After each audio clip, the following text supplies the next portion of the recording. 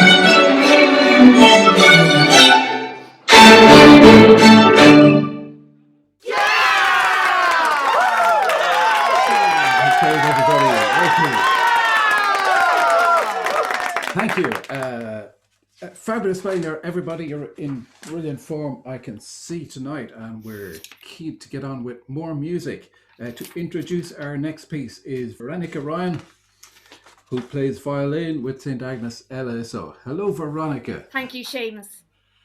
Notes come dancing off the page now, giving us a real feeling of rousing spontaneity and joie de vivre.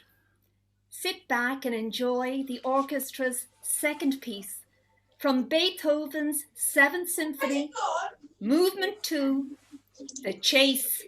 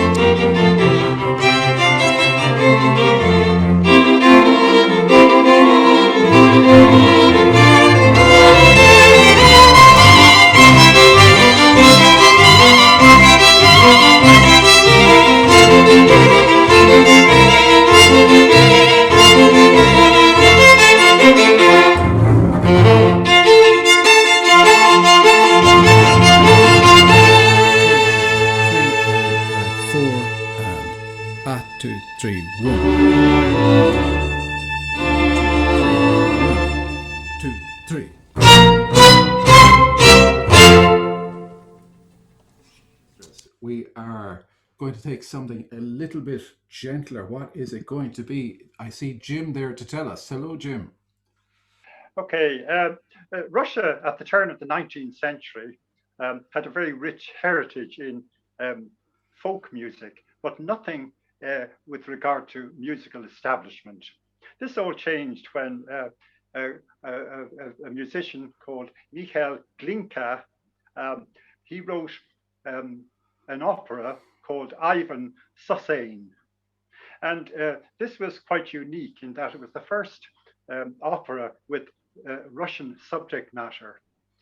It was also the first that had a content which included peasant rather than nobles. And it was also a first because it quoted Russian folk song. It was an outstanding success because before this, all the operas had come from Italy and from Germany. And he did great work in promoting a very definite style of Russian music. When he died, the baton was handed over to another Russian composer, Balakirev, and he formed a group of 5 musicians. And these were outstanding people. They were basically amateur musicians from all different walks of life.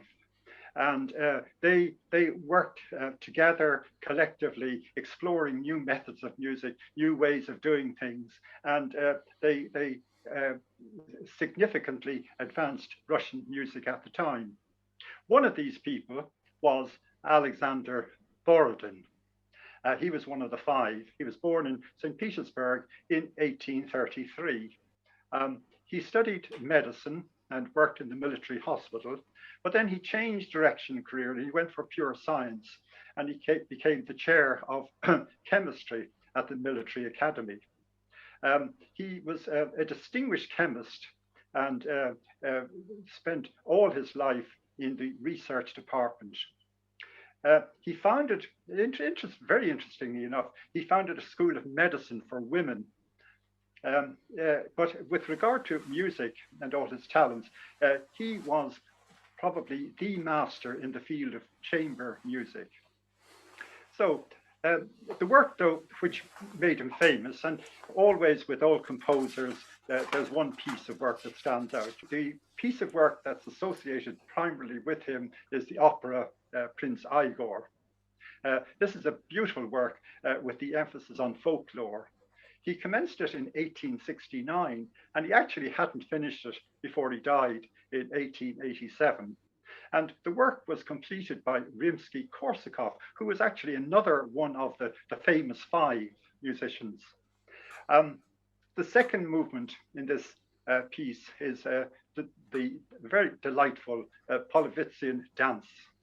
And these dances were considered an authentic representation of Russia at that time. They're an example of folk music, which is ever in the background of all Borodin's music. So sit back and do enjoy our rendering of this piece of music, the Polovetsyn dance. Thank you.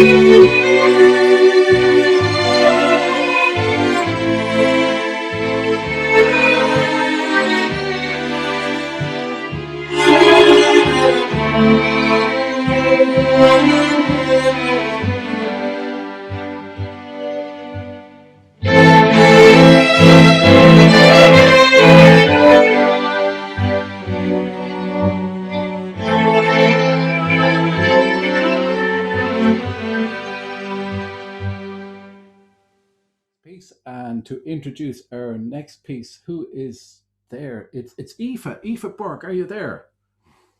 Hi, Seamus. How are you? Very good, thanks. What are we going to play? We are going to play Andante Festivo by John Sibelius, who was a Finnish composer. And originally, he wrote this in 1922 for a string quartet. And it was to celebrate the 25th anniversary of a sawmill. He then rescored it in 1938 for a string orchestra and timpani. And actually, if you go onto YouTube, you can hear him recording this in 1939, which is the only audio of Sibelius conducting one of his own works. It's really beautiful, and it's very poignant, and it's got majestic melodies and soaring strings. 2, 3.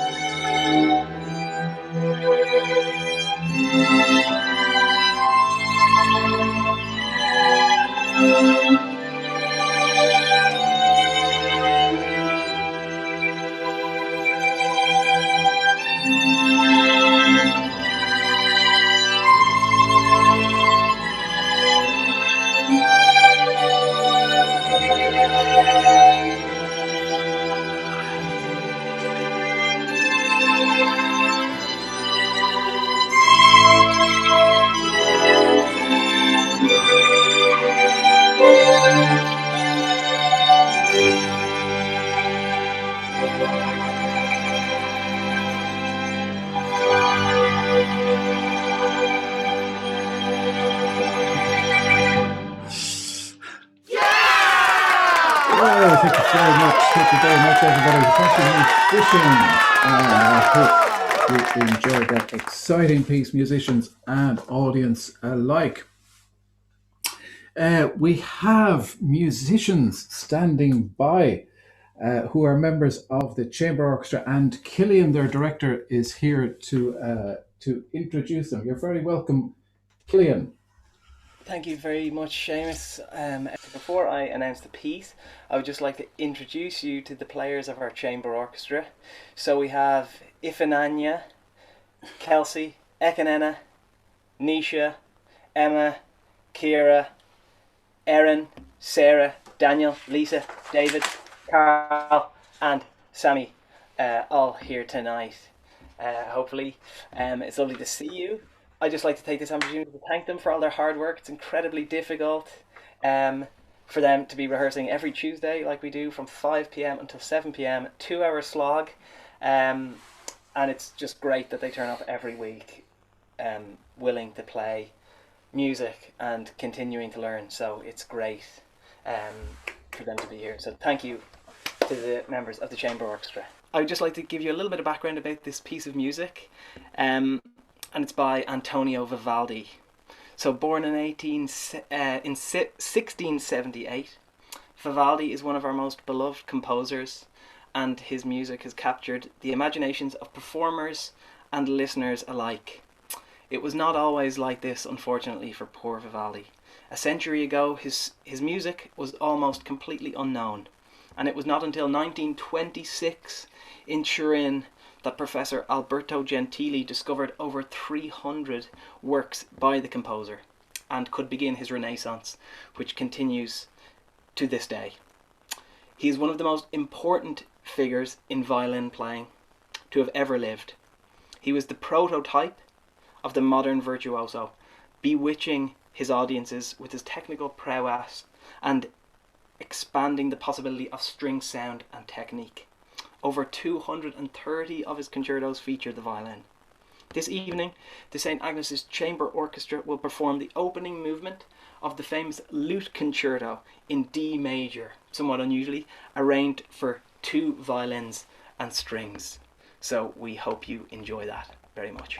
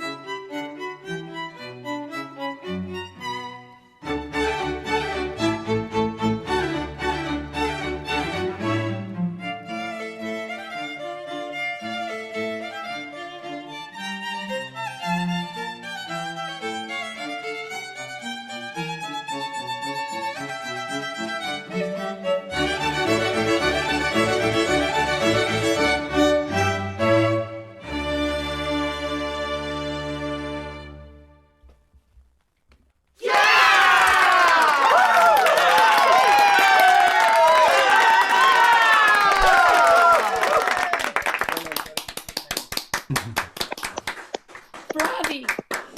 Bravi. So we continue with the music, and from the chamber orchestra, Ifanaya Chukwueze is going to introduce our next piece. Hello, Ifanaya. Hello, good evening, everyone. Thank you so much for coming to the concert.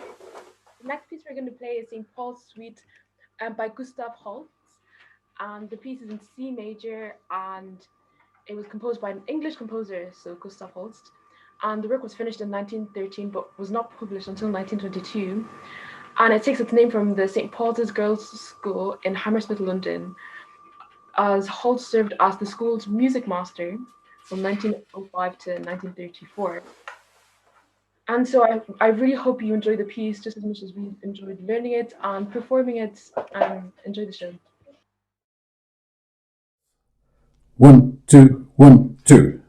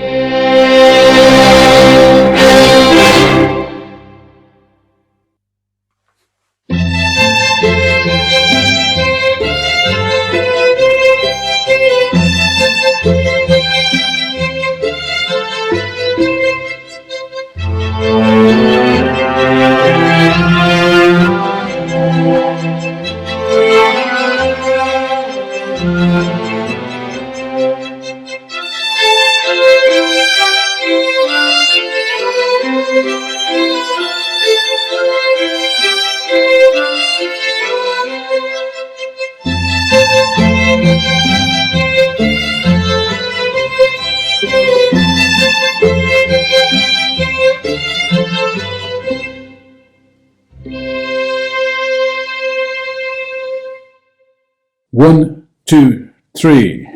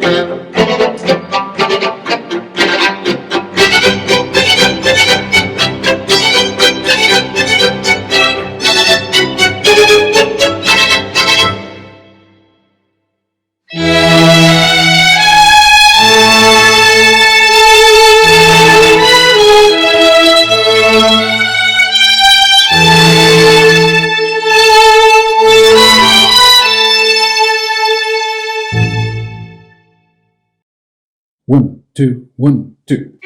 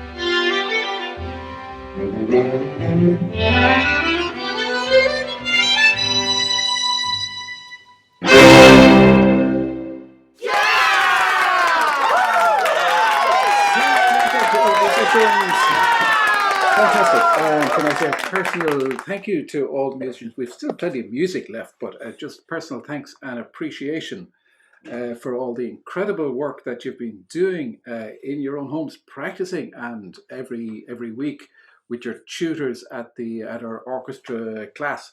And of course, a big thanks to the tutors, including Cillian and others who are here with us tonight. So big well done, and thank you very much. We do have more music. And to tell us about it, have we got Cormac there? Is Cormac hAodain? Yes, I'm here. Hi, Cormac, Seamus. very popular conductor of our summer camp concerts, Cormac. And as you can see, everybody, he's got his double bass player in the orchestra. Two of his many hats and skills, if you like. Cormac.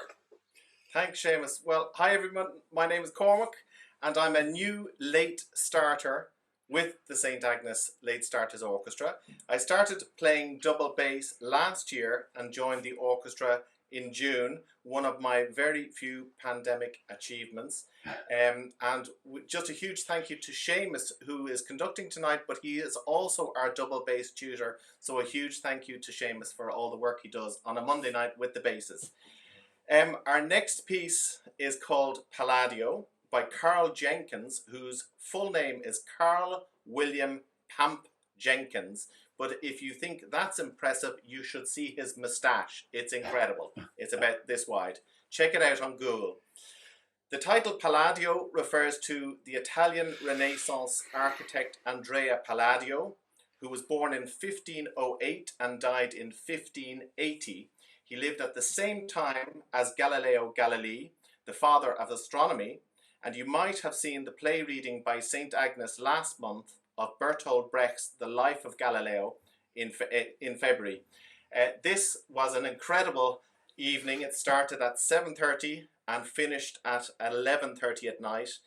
Little did I know at the time, but it would give me really good training for the rehearsals that we had via Zoom in New York last week, courtesy of the New York Late Starters Orchestra. And a big thank you to Christopher North, the conductor, and Elena Rahona for inviting us.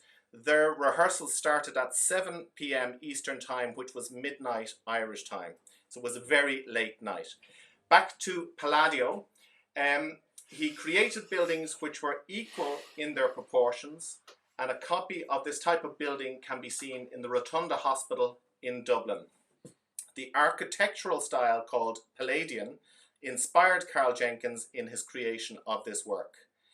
We hope you enjoy listening to it as much as we enjoy playing it. Thank you.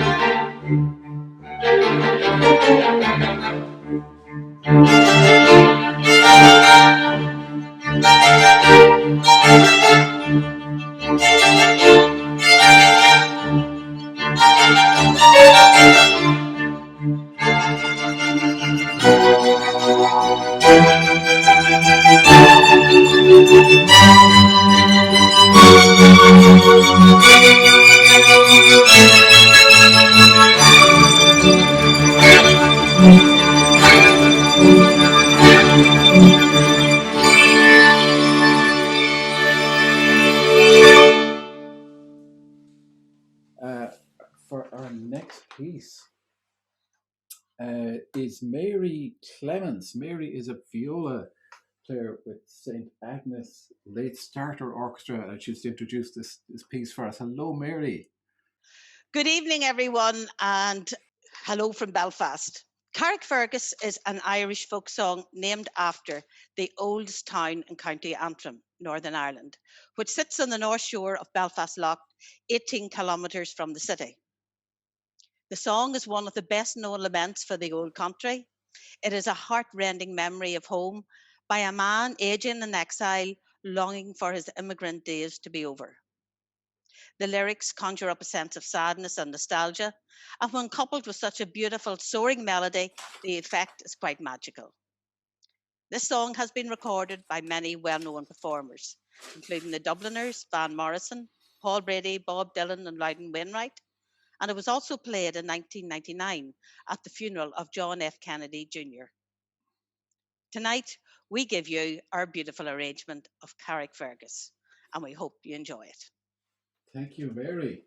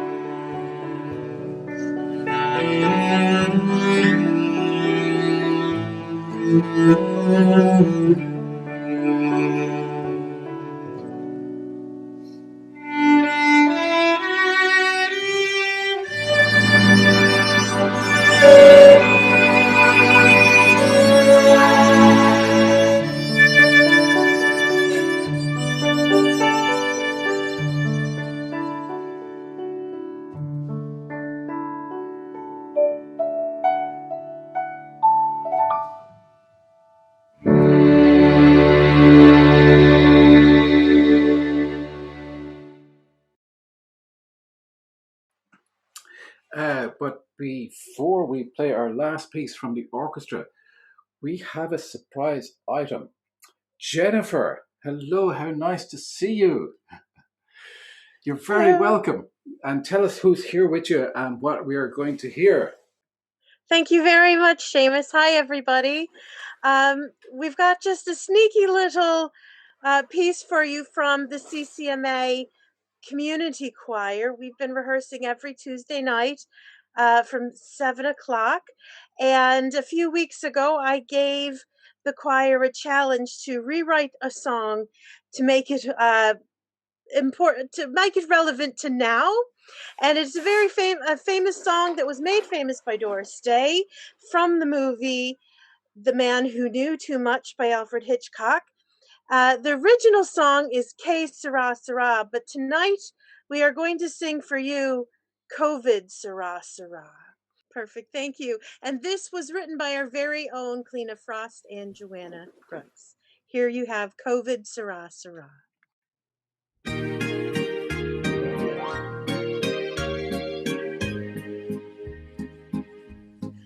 Now we are back in level 5. I ask the experts, when will this end? Maybe in April, maybe in June. These are the words they send. Que sera, sera. Whatever has been, has been. The future is now vaccine. Que sera, sera. What has been, has been. When will the kids be back in school? When can we party? When drive away? Out of the county, meeting our friends, having a normal day. Que sera, sera. Whatever has been, has been. The future is now vaccine. Que sera, sera. What has been, has been. Enfet has all the answers now. Tony and Ronan, Cillian too. We have to listen, they'll take us through. Here's what they say to you. Que sera, sera. Whatever has been, has been. You take whatever vaccine. Que sera, sera. What has been, has been. Que sera, sera.